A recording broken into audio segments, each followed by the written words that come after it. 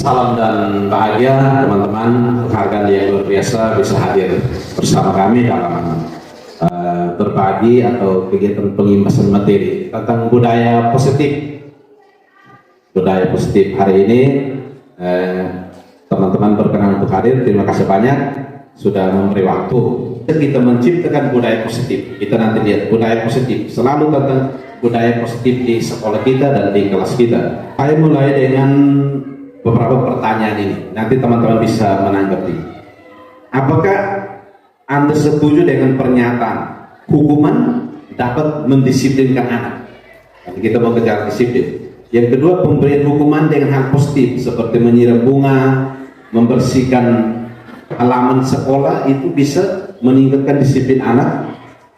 Dan yang berikut, ketika memberi penghargaan, apakah itu juga meningkatkan motivasi pelajar? Ini saya minta kita coba merespon masing-masing dia punya pikiran. Baik, terima kasih. Kalau menurut saya itu hukuman dapat mendisiplinkan anak. Kalau budaya kita, berdasarkan budaya kita di Timor, memang hukuman itu dapat mendisiplinkan anak. Tetapi kita harus pilih hukuman yang seperti apa. Jangan sampai hukuman yang kita berikan dapat membebani anak atau dapat membuat anak terluka. Jadi maksud hukuman yang bisa membuat anak bisa menjadi disiplin. Contoh saya di kelas saya itu, kalau misalnya ada anak yang datang terlambat, itu saya memberikan sebuah, mau dibilang bentuk hukuman juga tidak, tetapi memang cara saya mendidik mereka itu dengan cara kalau yang datang terlambat itu ya menyanyikan lagu-lagu nasional di depan kelas. Nah, memang hal itu saya lakukan beberapa waktu. Setelah itu memang ternyata anak-anak itu berusaha untuk datang lebih tepat waktu dan tidak terlambat. Itu yang saya alami. Jadi terima kasih. Terima kasih Ibu Neta. Ada lagi pemberian bisik suruh siram bunga, apakah itu juga termasuk meningkatkan disiplin? Coba. Baik, terima kasih atas waktu yang diberikan kepada saya. Baik, yang pertama saya melihat hukuman dapat mendisiplinkan anak. Kalau yang saya alami selama ini, saya berpikir bukan hukuman, tapi setelah saya lihat karena anak-anak mereka terkadang merasa ini tidak benar. Misalkan saya memberikan hukuman ketika anak tidak mengerjakan tugas dengan cara mengangkat tangan ke atas selama mungkin 5-10 menit. Dalam pemikiran saya itu bukan hukuman, tapi bagaimana membuat dia supaya malu di hadapan teman-teman yang lain tidak angkat tangan, tapi yang tidak mengerjakan tugas angkat tangan. Secara terus-menerus awal-awalnya harus berjalan dengan baik, tapi karena misalkan dia bekerja tugas itu kalau tidak mencapai setengah kelas dan semuanya angkat tangan, saya rasa mengganggu sekali. Terus saya coba berpikir ada cara lain. Saya berpikir cara lain lagi untuk bagaimana siswa itu tidak, tapi masih bersifat hukuman. Saya belum berpikir sampai ada cara lain yang bukan hukuman. Apakah ini kebiasaan yang selama ini saya alami sehingga terakhir harus hukuman terus. Yang kedua, tentang pemberian hukuman dengan hal positif seperti menyiram bunga atau membersihkan halaman sekolah. Baik, yang hal seperti ini juga saya lakukan. Katakan dasar-dasar pembelajaran matematika sampai saat ini ada anak-anak kelas saat 10, kelas 11, bahkan kelas 2. Hal yang paling kecil dan menurut saya konyol itu masalah pembagian rapor yang saya alami. Itu mereka tidak tahu. Saya bilang, ya kalau kau tidak tahu, minggu depan yang kau datang siram bunga atau kau datang cukup memberitahu guru, wali kelas atau guru yang Anda kenapa. Saya sampai saat ini belum tahu tentang pembagian rapor. Itu juga masih berupa hukuman. Adakah cara lain yang tidak mereka diberikan hukuman tapi mereka bisa? Saya berpikir, tapi sampai hari ini belum bisa dapat cara yang terbaiknya. Karena mungkin karena kebiasaan, salah ya dihukum, salah ya dihukum. Yang ketiga, memberikan penghargaan dengan dengan memberi penghargaan dapat meningkatkan motivasi belajar anak. Benar sekali. Ketika misalkan anak-anak yang kita bisa menjawab pertanyaan di dalam kelas atau dalam ujian, dia memberikan, ketika dia mendapatkan nilai yang baik, kita memberikan penghargaan. Memang dia sangat pelajar lebih giat lagi. Tapi masalahnya mereka yang tidak mendapatkan misalkan nilai yang baik, atau mereka yang selama ini tidak pernah belajar, apakah harus juga kita memberikan motivasi bahwa dia belajar itu baik atau bagaimana? Mungkin sebentar kalau kita melihat hal-hal ini. Baik, mungkin dari saya sekian dan terima kasih. Terima kasih pernyataan Prof. Kita lanjut ya. Ini pertanyaan untuk coba kita lihat. Setelah kita punya tanda tanya besar, sebenarnya kita butuhkan apa? Oke. Disiplin positif, teori motivasi, kita bicara tentang hukuman dan penghargaan tadi, dan ada restitusi. Kemudian nanti kita bicara tentang keyakinan kelas, kebutuhan dasar manusia. Karena kadang yang sikap anak buat itu juga itu kebutuhan sebenarnya, dia mau memenuhi salah satu kebutuhannya. Kemudian restitusi, ada 5 posisi kontrol, kita guru, dan segitiga restitusi. Kita mulai dengan pertama.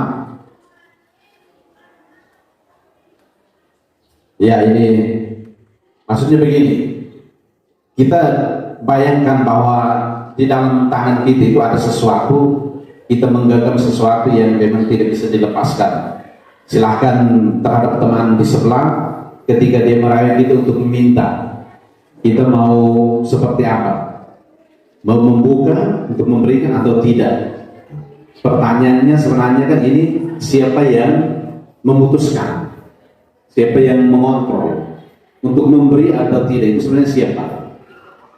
Nah, tentu yang dimaksud itu adalah diri kita sendiri. Saya mau buka atau mau kasih, itu kan ada di saya, posisi kontrolnya.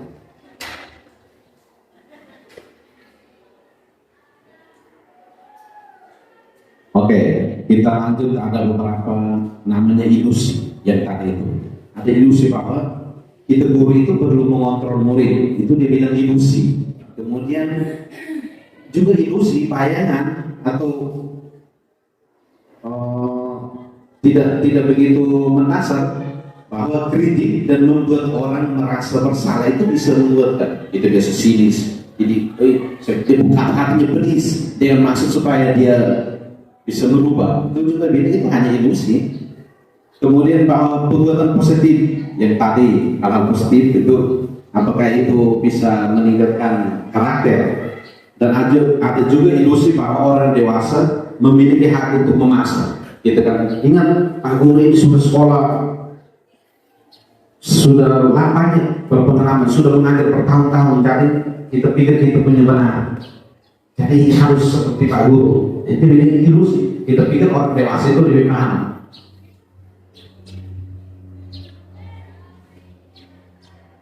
Pada dasarnya tadi mengontrol murid itu sebenarnya kan sebelum perilaku itu punya tujuan. Kita guru itu dia mengikuti itu bukan karena kita kontrol, tapi dia sendiri memutuskan untuk ikut atau tidak. Itu teori ilusi kontrol. Kemudian tadi kita berpikir bahwa dengan berkritik, sinis, kata-katanya kemudian akan membuat dia, kata-kata gelis sampai dia supaya dia berubah, maka harus ngomong itu orang itu omongnya harus keras, harus gelis. Itu juga dia bilang ilusi ini uraian dari yang tadi. Kita akan sedikit lagi. Pak Susi tentang itu. Baik, kita ngomong sedikit tentang disiplin. Konsep disiplin yang merupakan unsur utama dalam budaya positif. Setiap sekolah tentu menginginkan adanya disiplin. Disiplin itu dimaknai menjadi sesuatu yang dilakukan seseorang pada orang lain untuk mendapatkan kepatuhan. Dan kita cenderung menghubungkan kata disiplin dengan ketidaknyamanan. Peraturannya ketat, tidak sana disiplin sekali. Kita cenderung seperti itu. Dan Ki Hajar Dewantara menyatakan bahwa untuk mencapai kemerdekaan atau dalam konteks pendidikan kita saat ini, untuk menciptakan murid yang merdeka, syarat utamanya adalah harus ada disiplin yang kuat. Disiplin yang dimaksud adalah disiplin diri yang memiliki motivasi internal. Motivasi internal. Kemudian beberapa nilai-nilai kebajikan universal, yaitu yang sekarang kita mau terapkan itu berhubungan dengan profil pelajar Pancasila. Beriman, bertakwa kepada Tuhan Yang Maha Esa, dan berakhlak mulia, mandiri, bernalar kritis, berkebinekaan global dan gotong royong serta kreatif. Tetapi ada juga nilai-nilai kebajikan universal lain yang perlu kita terapkan untuk membangun budaya positif. Ada namanya petunjuk seumur hidup dan keterampilan hidup. Ada beberapa, tapi saya hanya kutip yang ini saja, bahwa kita buat supaya dapat dipercaya, tidak merendahkan orang lain, lurus hati, memberikan yang terbaik dari diri, pendengar yang aktif, petunjuk hidup, kita peduli, penalaran bekerja sama, keingintahuan, berorganisasi, kesabaran, keteguhan hati, tanggung jawab, persahabatan. Ini nilai-nilai positif. Dalam budaya positif, nilai-nilai ini yang perlu kita terapkan.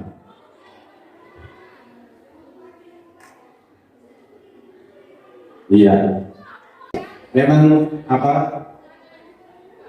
saya untuk diskusi, tapi mudah-mudahan kalau lama tidak apa-apa ya. Saya juga nanti macam kayak lama sekali. Kemarin tadi setiap tapi kalau dialog menurut saya itu lebih baik saya. Ya begitu saya. Baik, yang berikut tentang teori motivasi, hukuman dan penghargaan, kemudian restitusi. Nah ini yang kita lihat. Coba selama ini kita buat seperti apa? Sebagai seorang pendidik, saat Anda perlu hadir di suatu pelatihan, motivasi apa yang mendasari tindakan kita? Apakah karena hadir karena nanti ditegur, atau karena ada pengawas nanti diberi surat teguran? Kalau seperti itu, maka itu namanya kita motivasinya itu menghindari ketidaknyamanan dan hukuman. Oke, ikut supaya nanti jangan dihukum, atau supaya dilihat dan dipuji oleh lingkungan, atau mendapat penghargaan sebagai guru berprestasi. Kita kesana supaya dapat sertifikat, motivasi. Atau Anda ingin menjadi pembelajar sepanjang hayat, menjadi orang yang berusaha dan bertanggung jawab serta menghargai diri Anda sendiri sebagai teladan bagi murid-murid. Tindakan Anda sebagai pemimpin belajar akan jadi panutan oleh lingkungan sekitar kita. Manakah motivasi yang mendasari itu? Tentunya nanti kita lihat ada namanya motivasi eksternal dan motivasi internal. Atau juga ada pertanyaan, bila di sekolah Anda tidak ada aturan yang memberi surat teguran bagi yang terlambat, atau tidak ada atasan yang memberikan penghargaan untuk yang terbaik karena sering tepat waktu, apakah akan tetap datang tepat waktu untuk mengajar murid-murid atau tidak? Mungkin satu pernyataan dari salah satu teman, kemudian kasih alasan. Oke, baik, terima kasih. Berkaitan dengan motivasi, yang tadi itu sudah disampaikan bahwa motivasi itu ada dua, internal dan eksternal.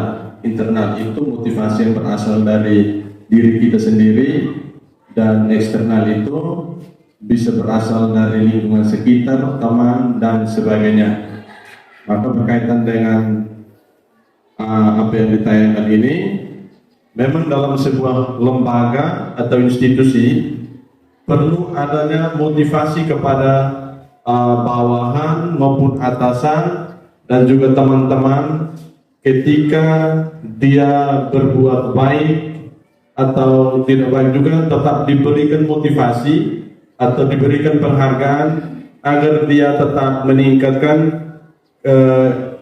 pola kerja di dalam suatu lembaga. Karena ketika yang bersangkutan berbuat baik, misalkan yang tadi datang terlambat atau tepat waktu terus tetapi tidak diberikan motivasi dan penghargaan, lama-kelamaan kedisiplinan atau yang tadi sudah berbuat baik semakin lama akan menjadi menurun dan lebih parah. Maka harus diberikan motivasi. Terima kasih. Apabila yang terjadi yang kita lakukan itu hanya untuk menghindari ketidaknyamanan atau hukuman, maka itu disebut dengan motivasi eksternal. Tadi Pak Sifri sudah singgung. Yang kedua, untuk mendapatkan imbalan piagam misalnya, sertifikat misalnya, berarti itu kita kategori motivasi eksternal. Apa yang akan saya dapatkan apabila saya melakukannya? Dan yang berikut itu adalah motivasi internal. Itu kita buat itu hanya karena untuk menghargai diri sendiri. Saya akan menjadi orang yang seperti apa bila saya melakukannya. Jadi ketika kita memotivasi diri dari dalam diri sendiri, sebenarnya juga satu penghargaan untuk diri, bukan karena ABC di luar sana, tapi untuk diri saya. Kemudian ada hukuman, kita dihukum oleh penghargaan, itu ada jangka panjang, ada penghargaan menghukum, penghargaan mengurangi, penghargaan itu menghukum, penghargaan itu mengurangi ketepatan, penghargaan tidak efektif, penghargaan merusak hubungan. Jangka panjang, penghargaan itu menginginkan untuk melakukan sesuatu yang ditinggal dalam waktu yang pendek. Jadi kita hanya sekedar mau dapat penghargaan. Kemudian dibilang penghargaan itu tidak efektif, tapi karena kita singgung mau memberi penghargaan itu tadi. Suatu penghargaan adalah suatu benda atau peristiwa yang diinginkan, yang dibuat dengan persyaratan hanya jika Anda melakukan ini maka Anda akan mendapatkan penghargaan yang diinginkan. Jika saya mengharapkan suatu penghargaan dan tidak mendapatkannya, maka saya akan kecewa. Nah, ini penghargaan tidak efektif. Orang yang berusaha berhenti merokok misalnya, orang yang berusaha diet, itu hanya karena untuk dapat penghargaan maka tidak akan berhasil. Tapi sempat Pak Fritz singgung bagaimana dengan yang tidak mendapat juara penghargaan bisa merusak hubungan. Yang juara 2 dia akan merasa bisa iri dengan juara 1. Kapan saya bisa juara 1? Lalu yang tidak dapat itu bisa membenci orang ini. Mereka hanya dapat mereka sendiri yang dapat.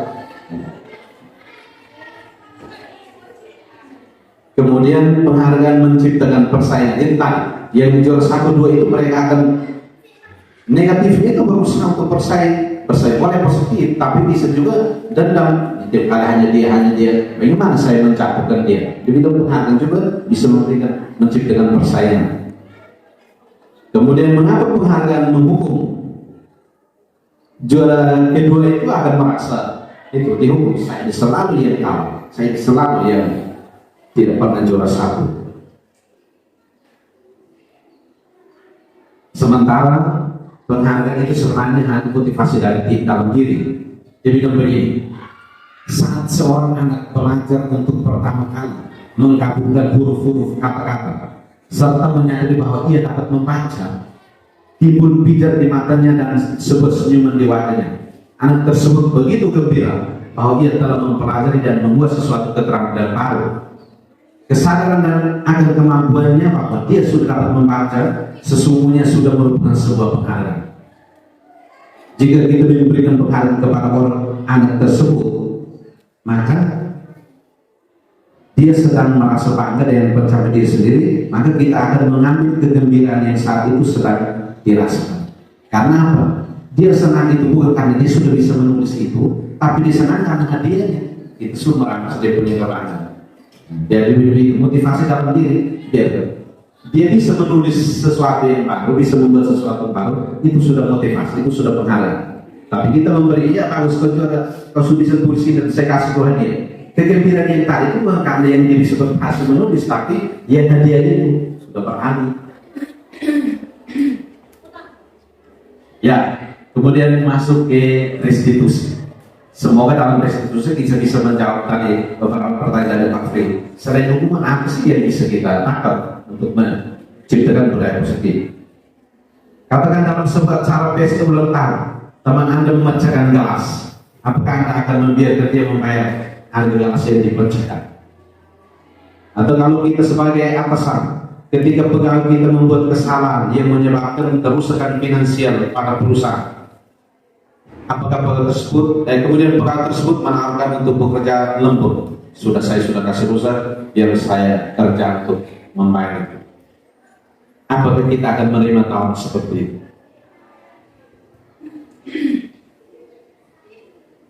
Atau bila seseorang berbuat salah, ketika menawarkan seperti ini untuk memperoleh kesalahan, kemungkinan besar jawaban kita adalah menolak tawaran itu. Tidak apa, nanti kita ganti, tidak mengapa, lupakan saja, ini biasa.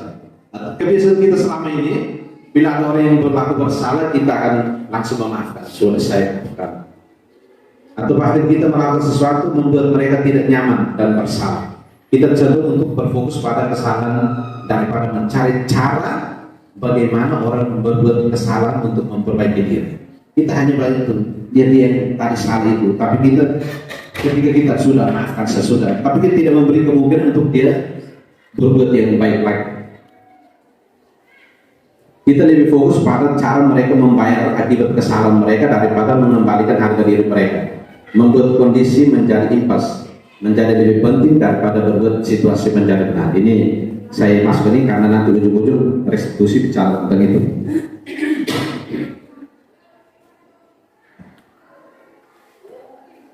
Sebagai seorang guru, ketika murid Anda melakukan kesalahan, tindakan mana yang akan dilakukan?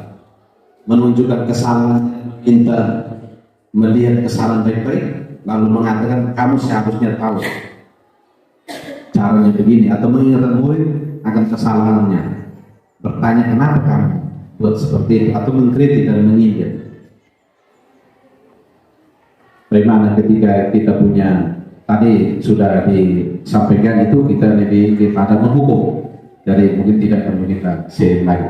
Ya, restitusi proses menciptakan kondisi bagi murid untuk memperbaiki kesalahan mereka, sehingga mereka bisa kembali pada kelompok mereka dengan karakter yang dibuat. Restitusi juga merupakan proses kolaboratif yang mengajarkan murid untuk mencari solusi untuk masalah mereka dan membantu murid berpikir tentang orang seperti apa yang mereka ingin, orang seperti apa yang mereka ingin mencari, mereka mau cari seperti apa, dan bagaimana mereka harus memperlakukan orang lain. Restitusi proses menciptakan kondisi bagi murid untuk memperbaiki kesalahan.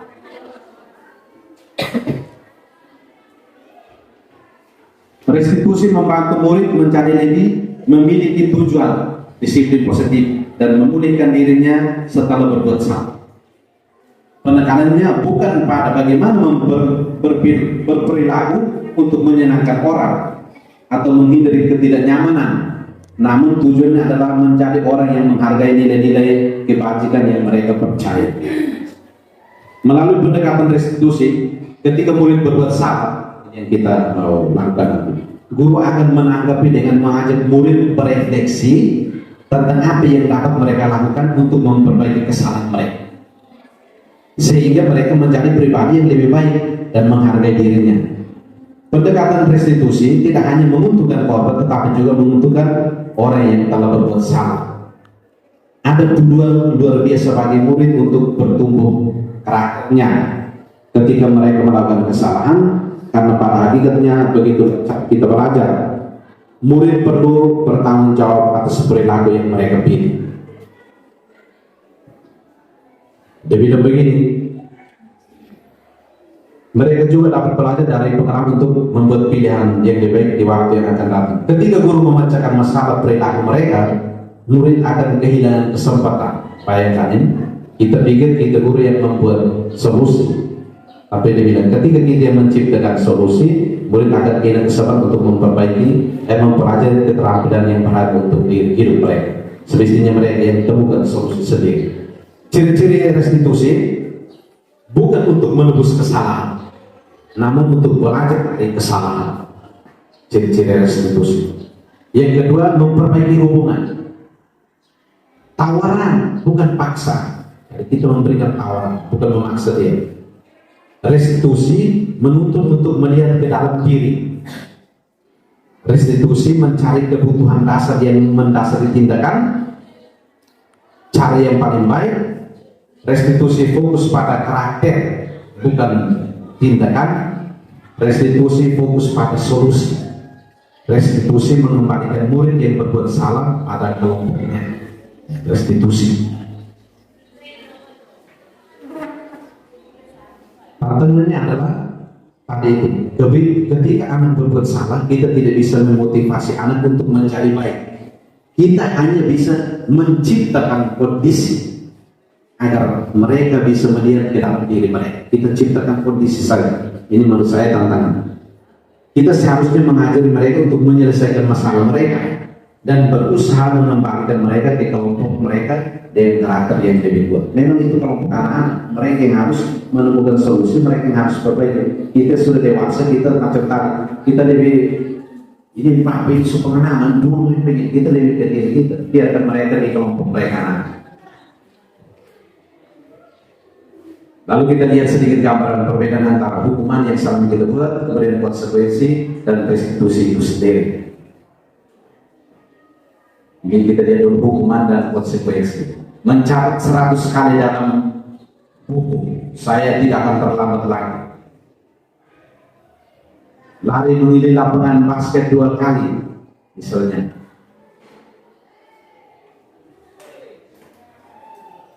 Kita mulai dari 100 kali itu kira-kira itu masuk hukuman atau restitusi?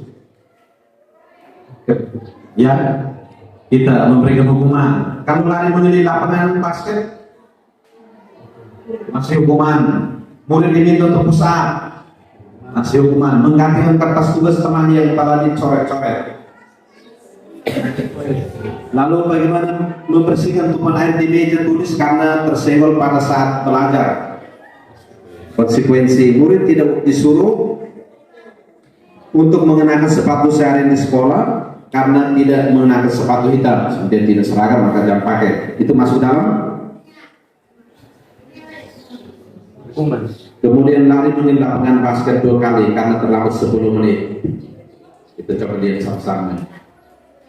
Betul tadi bahwa itu kita menghukum, kita bilang positif untuk diolah, tapi itu masuk hukuman. Mencatat 100 kali masuk hukuman.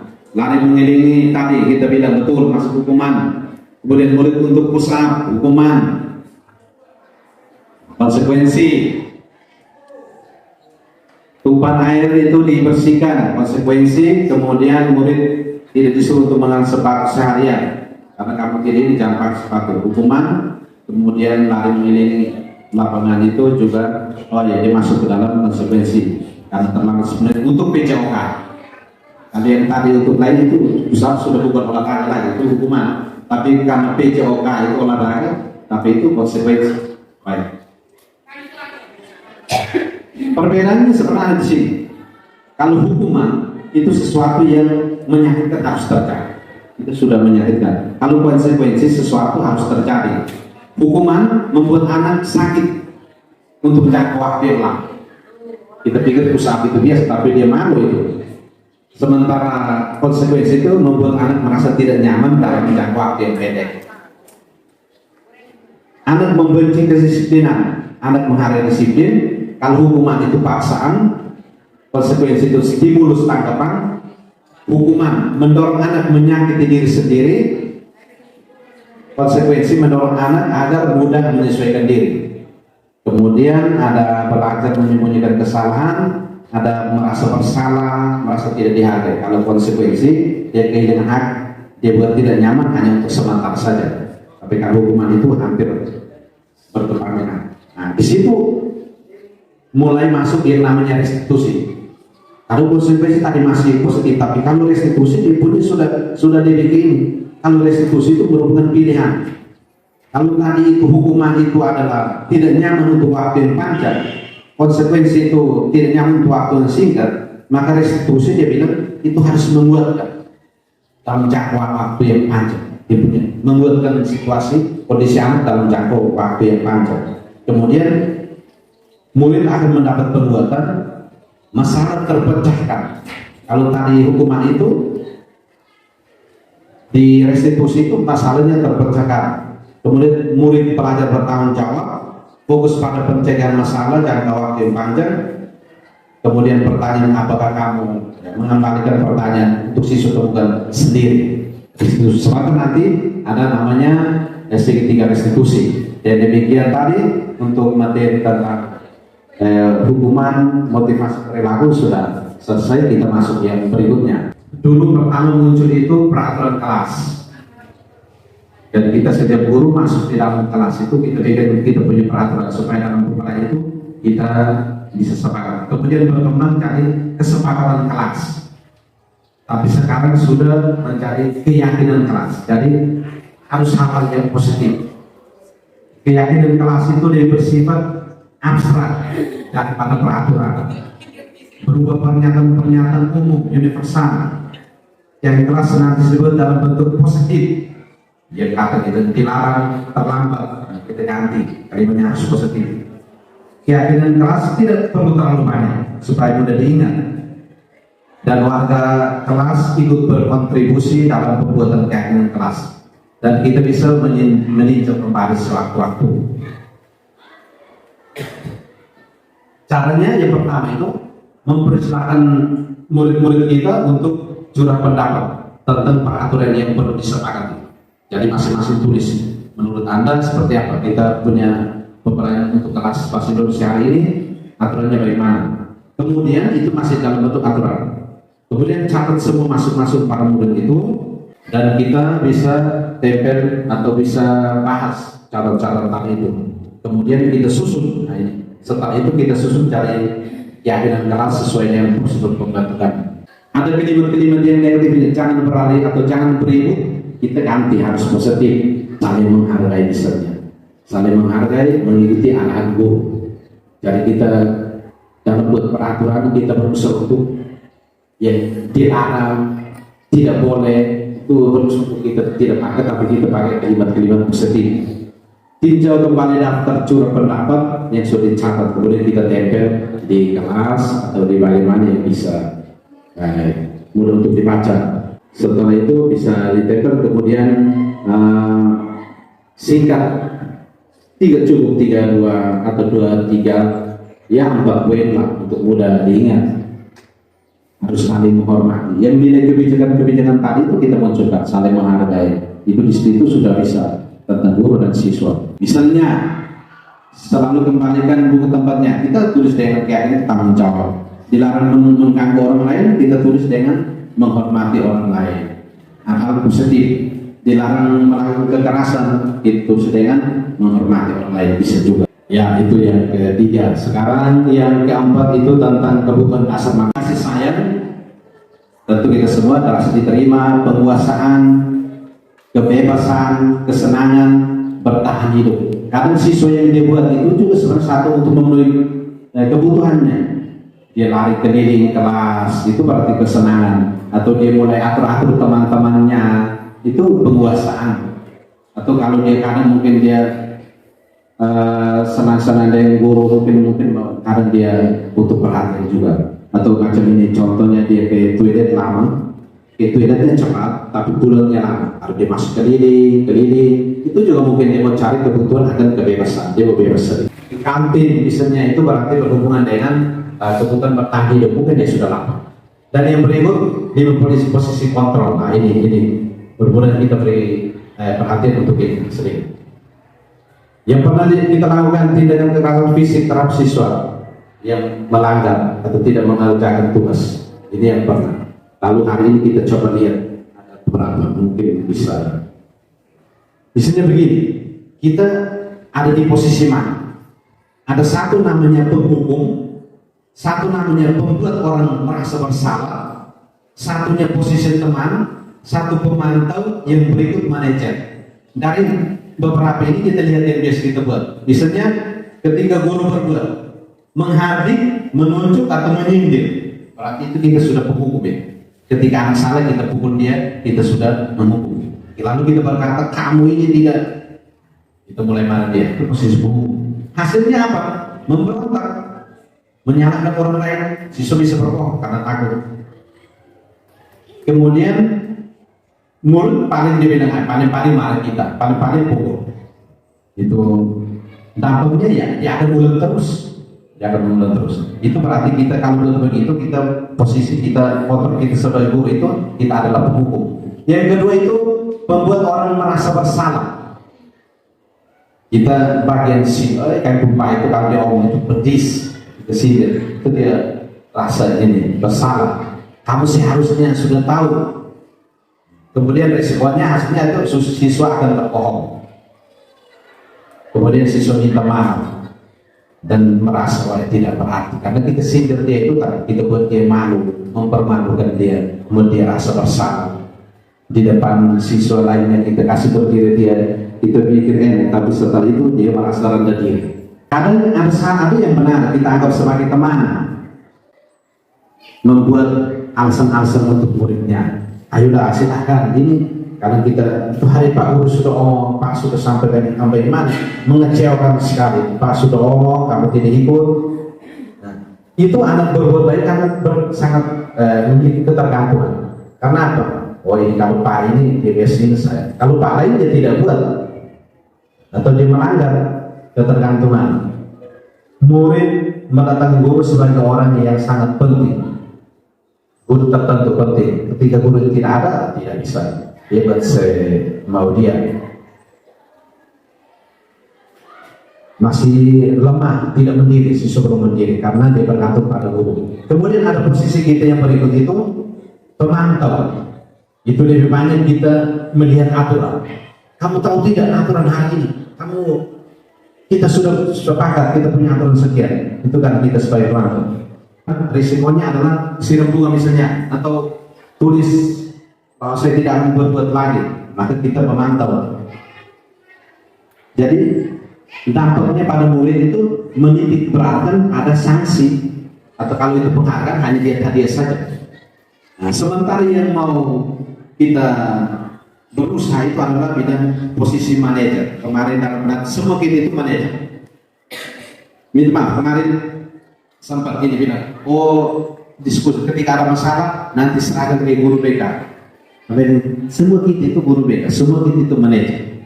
Nah, ke posisi manajer itu yang kita harus mengajukan pertanyaan, mengapa kamu ini, itu biar temukan, dia dapatkan masalah atau solusi.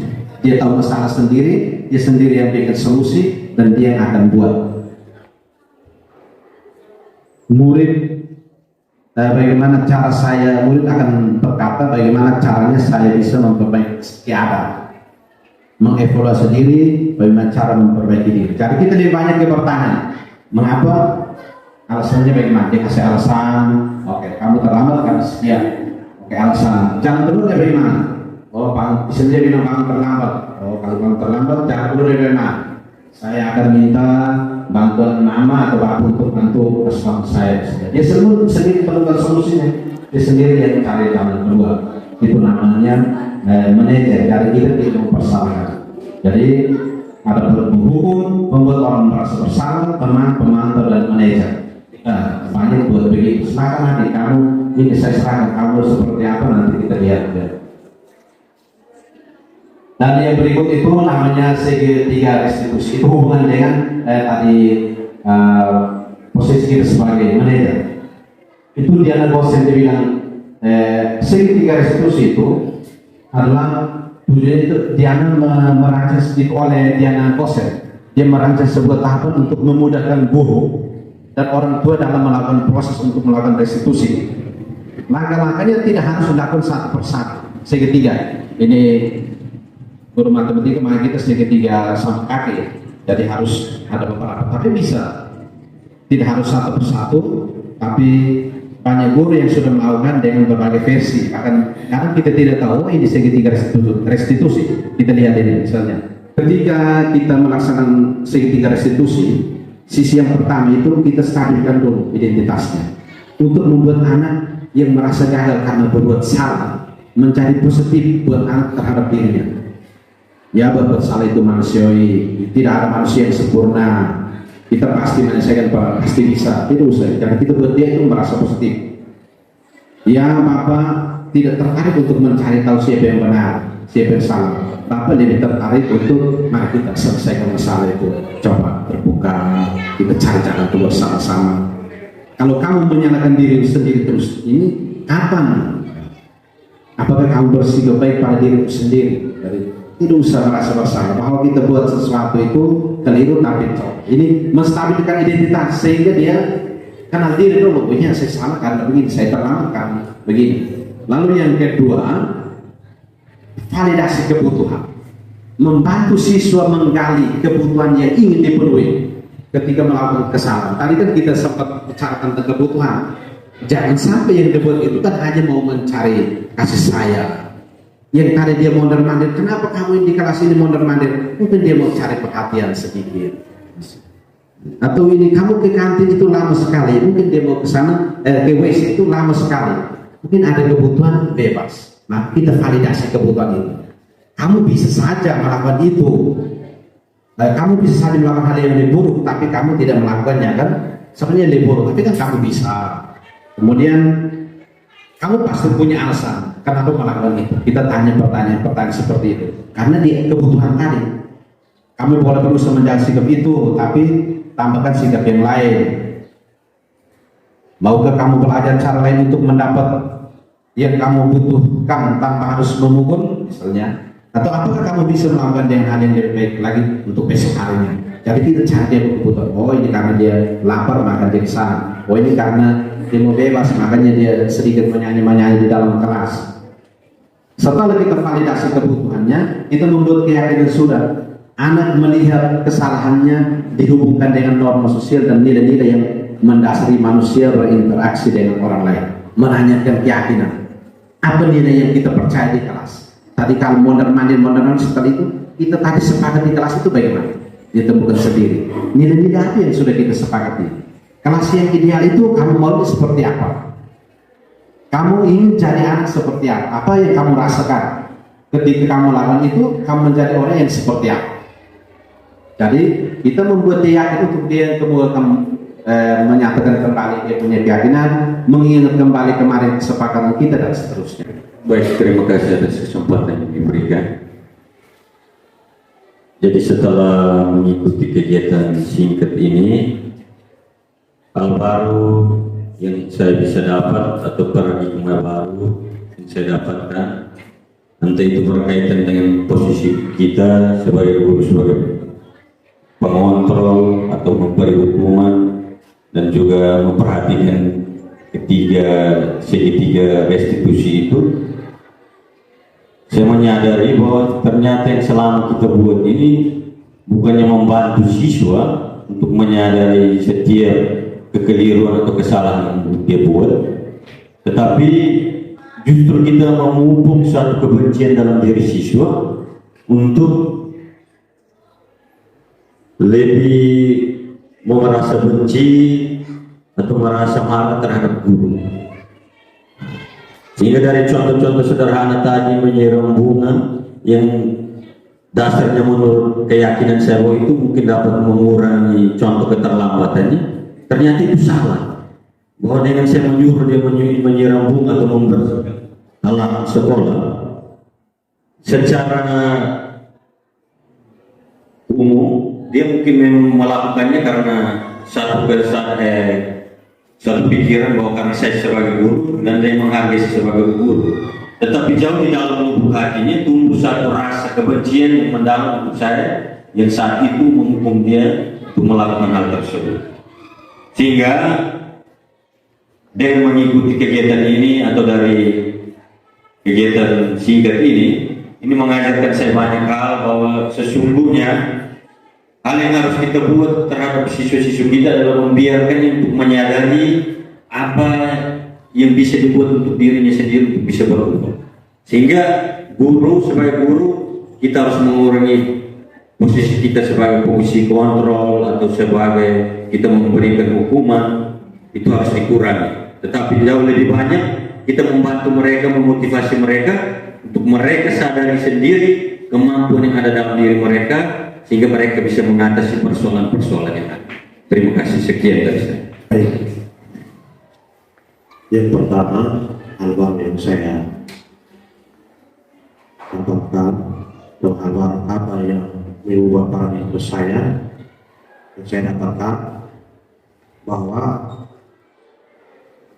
saya harus mengenal siswa satu persatu, dan dalam tidak hanya sekedar mendapat dari daftar, harus setelah itu harus mengenal dia secara detail. Yang kedua, mengenai hukuman yang selama ini dilakukan, ini karena belum kebiasaan yang selalu ditanamkan bahwa ketika melakukan kesalahan pasti harus dihukum. Maka kalau budaya yang ini kita beberapa orang ini coba kita lakukan akan secara terus-menerus, maka bisa terjadi. Kalau kita menjadi penggerak kita beberapa belasan orang ini, kalau kita coba memulai agar anak-anak itu bisa merasakan bahwa kemana mereka ini, membantu mereka, kenapa harus terlambat, misalnya kasusnya kenapa terlambat, diikuti bangun jam berapa, kenapa harus bangun jam begini, kira-kira bagaimana ke depan dia yang sendiri menemukan, sehingga besoknya atau nanti ke depannya dia tidak bisa berbuat kesalahan itu lagi. Atau yang misalkan sering-sering saya rasakan, ketika tanya kenapa seperti ini, diam. Kenapa kau melakukan ini, diam. Dia mesti bahasa, kita mau arahkan dari mana. Berarti itu kan harus kenal lebih dalam dan lebih dalam lagi. Secara terus-menerus membangun anak itu, tidak bisa langsung pukul atau tidak bisa langsung kita langsung, wah ini anak salah, anak ini bodoh sekali. Tapi kan yang selama ini saya alami, ketika dia sudah tidak mengerjakan tugas untuk melakukan kesalahan, kita bagaimana anak, kenapa baru tidak kerja? Dia, kenapa? Yang awalnya kita nanam pelan-pelan, tidak kerja karena apa? Dia, nada mulai naik, dan yang terakhir, kau ini. Dan terjadinya sudah kita mendidik tapi tidak mendidik lagi karena dengan anak sudah tidak merasa nyaman dengan kita. Saya senang sekali dengan segitiga restitusi ini. Mungkin kita harus cari sumber-sumber lain untuk pelajari lebih detail mengenai segitiga restitusi ini. Karena kalau misalkan beberapa waktu ini, beberapa menit ini, kalau kita memahami benar-benar dengan istilah ini, jujur bahwa saat ini saja kalau kita tahu ada istilahnya segitiga restitusi. Jadi mungkin ke depan kita bangun lagi diskusi-diskusi mengenai caranya bagaimana agar segitiga restitusi ini kita terapkan di sekolah kita ini. Karena bagaimanapun ini kita harus buat menjadi kebiasaan. Saya tadi kaitkan sedikit dengan segitiga restitusi ini dengan kasus-kasus kita yang peristiwa pagar yang di Katolik yang selalu dirusak gitu.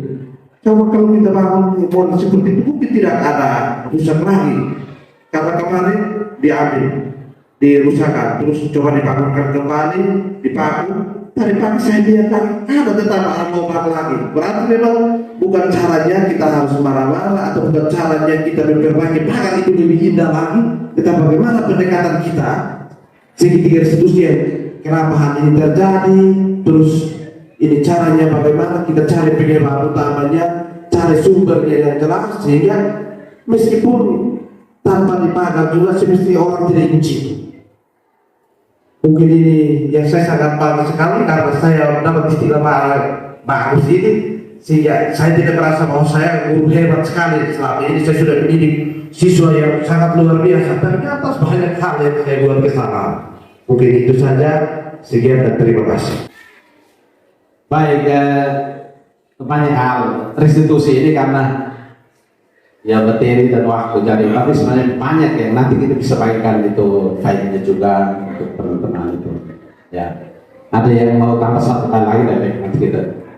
Baik, terima kasih. Memang waktu sangat singkat ini luar biasa. Bapak Ibu calon guru penggerak hari ini memberikan satu pengalaman untuk kita semua untuk mengubah pola kita berkaitan dengan bagaimana memberikan pembelajaran kepada saudara-saudara kita, terutama kepada siswa-siswa. Salah satu hal itu pendekatan inklusi. Pembelajaran sekarang sudah berbeda dengan pembelajaran sebelumnya. Guru adalah yang mengetahui semuanya, tetapi pembelajaran sekarang semuanya kita harus memberikan kesempatan yang lebih banyak kepada siswa untuk mencari tahu, karena masalah atau pembuat masalah solusinya ada di dalam masalah itu, termasuk juga posisi kontrol, posisi kita guru itu sebagai apa. Maka kita tidak boleh sekarang, kita tidak sebagai guru tidak boleh lagi memberikan solusi, tetapi kita juga bisa menjadi perantara atau mengarahkan siswa untuk lebih memberikan solusi terhadap masalah yang dibuat. Dan juga restitusi. Mulai sekarang juga dengan adanya pertemuan singkat ini, kita kalau bisa lebih menerapkan segitiga restitusi dan model restitusi di dalam pembelajaran. Terima kasih. Ya, kita ke sesi yang ketiga, pengalaman dan pembelajaran yang saya dapat setelah menerapkan konsep-konsep budaya positif di kelas. Ketika saya menerapkan posisi control manager itu, memang yang sendiri untuk memarah siswa itu juga saya sudah ketika maka beberapa hari misalnya sebagai pembina OSIS itu, teman-teman ketika panggil itu dengan sendirinya kayak macam bukan mau masuk ini menghindar, tapi karena nanti tidak marah, jadi saya rasa biar saya ini silakan lanjut. Jadi untuk memarah itu macam sudah tidak ada lagi. Kemudian ajak bicara untuk menemukan solusi. Beberapa 1-2 siswa kita buat itu, mereka sangat menghargai kita. Mereka tidak rasa bersalah, kemudian malah lebih dekat. Kita menghukum, kadang kita dibenci. Kadang saya tanya, kadang kita jaga kita pun motor. Waduh, saya nanti motornya saya. Itu karena menghukum. Tapi ketika kita omong, dia merasa ya. Dan itu yang buat saya beberapa kali, ya ketika siswa terlambat atau apa itu susah untuk tidak memarah lagi, bahkan di kelas. Kemudian tentang keyakinan kelas, saling menghargai. Jadi kita mari kita sepakat kita seperti apa. Baik, kalau tadi kita bilang mau begini, jadi siswa di beberapa kelas tersebut sebelumnya itu sering-sering minta izin ke WC, sering-sering ada yang tegur kembali dari teman. Tapi setelah buat itu saling menghargai, omong baik-baik, mereka juga aktif untuk bicara. Satu pengalaman di rumah, ini berhubungan dengan penghargaan. Karena ini sebenarnya restitusi dan kontrol sebagaimana itu bukan hanya di sekolah, tapi di rumah juga. Ini saya mengalami, saya punya anak itu asal memang susah sekali untuk belajar. Dia maunya bermain, dan dia kesulitan sampai jadi tulis huruf A dan G itu susah bermain. Jadi kemudian suatu hari dia begitu senang, saya sudah bisa tulis A dan G, dia senang sekali. Lalu saya merasa bahwa ini yang namanya penghargaan atas diri sendiri. Saya mau kasih dulu ini, saya kasih kamu ini, tidak perlu, saya senang. Jadi penghargaan berupa warna itu dia tidak butuh, karena yang penghargaan sesungguhnya dia sudah dapat ketika dia sendiri menemukan, bisa menulis secara baik dan benar. Ya, dengan demikian sekali terima kasih banyak. Minta maaf ini karena sudah memaksa teman-teman untuk duduk kemudian hadir, tapi saya sangat banyak positif yang kita dapat. Maaf banyak-banyak kalau memang tidak berkenan. Ini kami rekam, kemudian nanti kirim.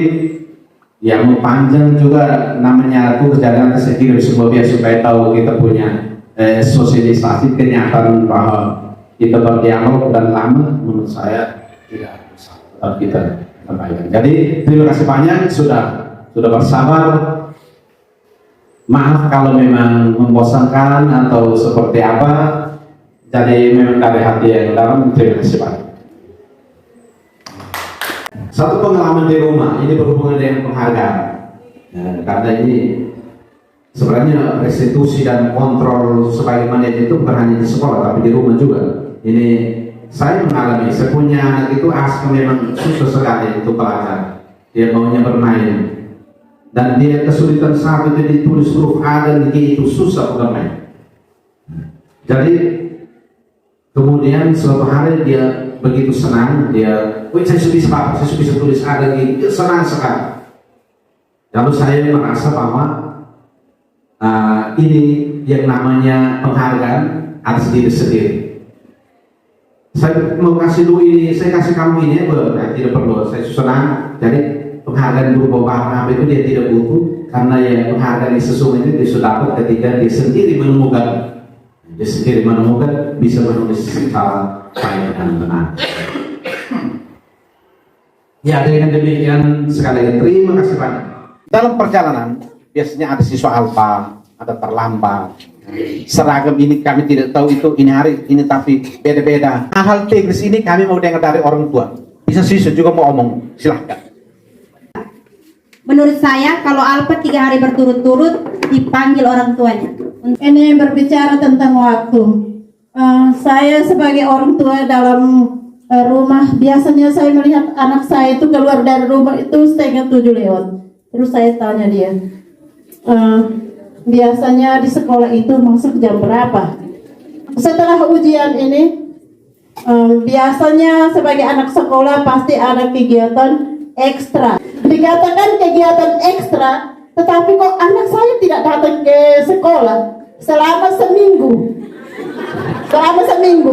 Ini yang saya heran. Ikuti aturan yang sudah dibuat oleh sekolah. Pakaian hari Senin sampai itu apa? Batik pada hari Rabu, Kamis, Jumat, Sabtu, Pramuka. Pakaian harus rapi. Yang berikut, datang tepat pada waktunya. Sekarang kan robah jam 6:30 harus sudah di sekolah. Dan saya tahu aturan itu. Jadi tidak usah omong pribadi, ini omong untuk umum. Aturan sekolah harus betul. Jam 6:30 sudah harus di sini. Tolong hargai itu. Yang ketiga, jaga citra sekolah supaya tidak menjatuhkan itu. Keempat, ini pagar belum beres. Di sudut-sudut masih ada celah, tolong jaga itu. Sehingga sekolah mau maju harus menciptakan kerjasama. Terima kasih kembali. Baik, terima kasih atas kesempatan yang diberikan. Saya ada garis bawahi kalimat dari kita, oleh kita, dan untuk kita. Ini demi kemajuan sekolah ini. Ini satu masukan saja. Dilihat dari tertib, ada berbagai macam segi. Tertib berpakaian, tertib waktu. Yang saya mau tekankan di sini adalah tertib berbicara. Karena terjadi kenakalan remaja ini, itu berawal dari berbicara. Mengenai atribut siswa. Gerakan seperti mulai dari berdiri. Iya, bisa kan bisa ya.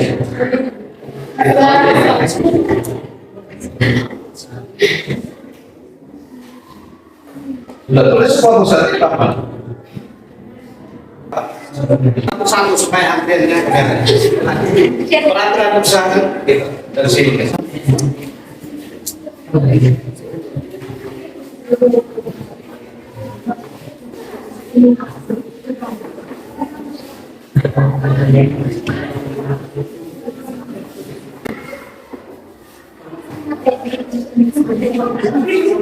Sekarang. Oke, silakan. Iya, mari. Baca yang ada. Yang lainnya baca nama, kemudian apa yang menurut dia menjadi peraturan kita. Mari silakan. Baca yang ada. Menurut Simon bilang apa? Coba. Menurut Simon, peraturan kelas itu minta izin bila ke kamar mandi. Minta izin bila ke kamar mandi. Setuju? Setuju. Siapa lagi? Silakan baca. Menurut Jinsi Salu, aktif dalam belajar atau kerja tugas kelompok? Harus aktif dalam belajar atau tugas kelompok. Setuju? Di tangan itu ada sesuatu yang berharga sekali. Bayangkan sesuatu yang berharga bisa? Ada. Tidak. Semua tidak. Oke, silakan. Ya, cukup. Pertanyaannya, siapa yang mengontrol itu? Mau buka, mau kasih diri siapa? Diri sendiri. Diri sendiri. Jadi mau buka, mau kasih itu kan diri sendiri. Biar teman Raya dia bilang mau kasih, biar Raya bagaimana? Dia bilang tidak kasih, ya tidak kasih. Setuju, diri sendiri. Artinya diri kita sendiri itu yang menentukan, yang kontrol, ya kan? Ya. Mau buat baik atau mau tidak itu sudah dikontrol diri sendiri. Kita dulu. Dan ini kesimpulan yang tadi menurut peraturan pertama, positive thinking kita tulis ya. Oke, yang kedua siapa? Ya. Freedom. Bersikap menghargai guru dan teman. 3, ikuti arahan. Ya. Oke, terima kasih banyak. Menghargai guru dan teman. Yang ketiga,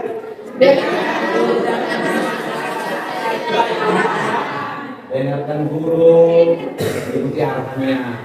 Teman ngomong bisa deh untuk yang baik. Setuju?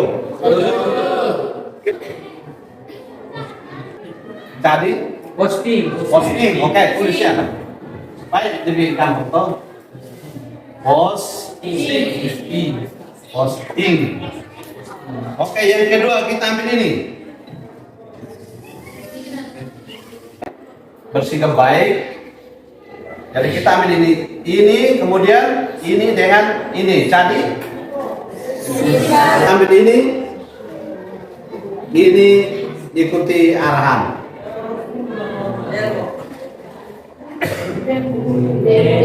Den guru ini tidak di sini kan? Posting si Bahar, posting itu si Bahar, sehingga baik menghargai itu. Ya kedua ya. Den guru Ira, dengarkan guru dan teman serta ikuti arahan. Bisa.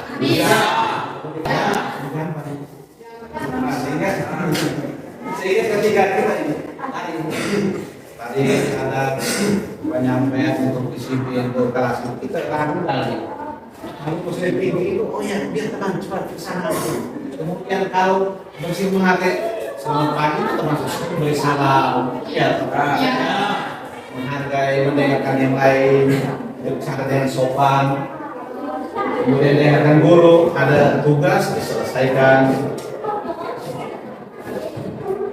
Ini arahan. Guru biasanya mendidik arahan selesai.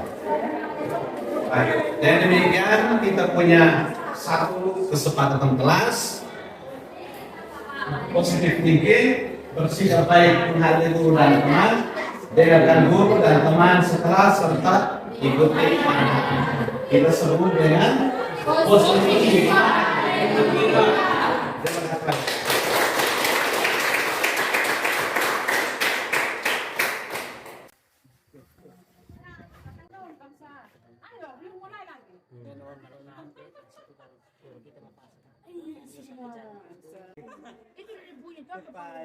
Jadi yang membangunkan kamu Ingki adalah Kak Anto dan ibu kamu ya. Kira-kira kapan mulai beritahu Kak Anto dan ibu untuk tidak lupa membangunkan kamu ya Ingki? Setelah pulang sekolah akan saya sampaikan ke Kak Anto dan ibu saya.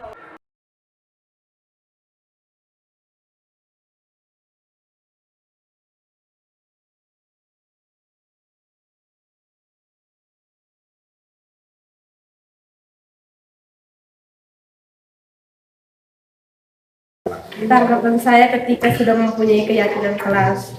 Yang pertama, saya itu mempunyai rasa semangat, tata disiplin, cara menghormati, saling menghargai guru dalam kelas saat berbicara bersama teman. Ya, sekarang saya mau mendengar dari siswa bagaimana respon mereka ketika hadir dalam membuat kesepakatan sekolah, kemudian menerapkan keyakinan kelas serta kegiatan-kegiatan seperti literasi, pembelajaran berdiferensiasi. Nanti saya mendengar tanggapan mereka. Ya, mulai dari Sanda di sana. Ya, bagaimana perasaan Anda ketika terlibat langsung dalam membuat kesepakatan sekolah? Yang pastinya saya senang bisa ambil bagian dalam memberikan pendapat untuk tata tertib sekolah. Yang kita lihat di sini bersama bahwa kurangnya kesadaran siswa mengenai tatib itu masih minim atau sedikit. Jadi sebagai siswa saya senang bisa ikut ambil bagian dalam memberikan pendapat saya sebagai seorang siswa mengenai tatib. Mungkin dari saya itu. Ya, terima kasih. Tentang ketika ada keyakinan kelas, bagaimana siswa merespon? Kamu mewakili siswa, apa respon Anda? Mungkin dari Nona dulu. Menurut saya, ketika guru masuk, sebelum memulai pelajaran, kami mengawali kegiatan itu dengan doa. Haruslah menghargai guru yang sedang berbicara di depan. Maksudnya sekarang perasaan, kalau itu rasanya bagaimana? Perasaan seperti apa ketika menjalankan yang namanya keyakinan kelas? Perasaan saya sangat senang. Senang? Oke, bagus. Inki mungkin tambahkan tentang keyakinan kelas. Menurut saya lebih senang ketika mendengar keyakinan kelas tersebut. Yang saya dapat dari keyakinan kelas dalam diri saya dan teman-teman saya, kami sangat senang ketika saya dapat guru melihat keyakinan kelas. Di situ ada beberapa poin yang kami dapat tentang keyakinan kelas. Yang pertama itu doa. Sebelum memulai kegiatan KBM harus diawali dengan doa. Oke, mungkin ini bagaimana perasaan? Perasaan saya ketika membuat keyakinan kelas itu menjalankan keyakinan kelas itu pribadi saya atau dalam diri saya itu sangat senang sekali. Lebih bersemangat, lebih inisiatif, ya, tidak perlu harus diperintah karena itu sudah buat keyakinan itu. Oke. Sekarang ketika kita menerapkan pembelajaran diferensiasi, kemarin itu berdasarkan bakat, ya ada namanya yang olahraga, mereka melakukan gerak. Bagaimana tentang pembelajaran diferensiasi? Pelajaran diferensiasi itu menurut saya itu sangat membuat saya senang, kemudian membuat saya juga percaya diri untuk bisa mengukur kemampuan saya, minat saya dalam suatu bidang. Kemudian itu membuat saya untuk lebih percaya diri untuk bisa mengekspresikan minat saya kepada orang lain atau teman-teman saya dan Bapak Guru dan teman-teman lain sini. Jadi itu membuat saya senang, kemudian percaya diri untuk bisa menampilkan apa yang menjadi minat dan kemampuan saya. Ya, terima kasih. Kemudian membuat kami itu pelajaran itu akan semakin lebih seru karena itu di saat kita belajar itu sesuai dengan minat. Jadi mungkin kebiasaan saya mungkin belajar sambil nonton atau nonton konten ketimbang guru menjelaskan di depan itu memang membuat saya semakin senang karena memang hobi saya seperti itu. Jadi keseruan dalam belajar itu akan semakin ada dan itu otomatis membuat saya atau teman-teman yang lain itu tambah bersemangat dalam mengikuti pelajaran karena belajar sesuai dengan keinginan minatnya itu. Jadi kurang lebih seperti itu. Terima kasih banyak. Tepuk tangan.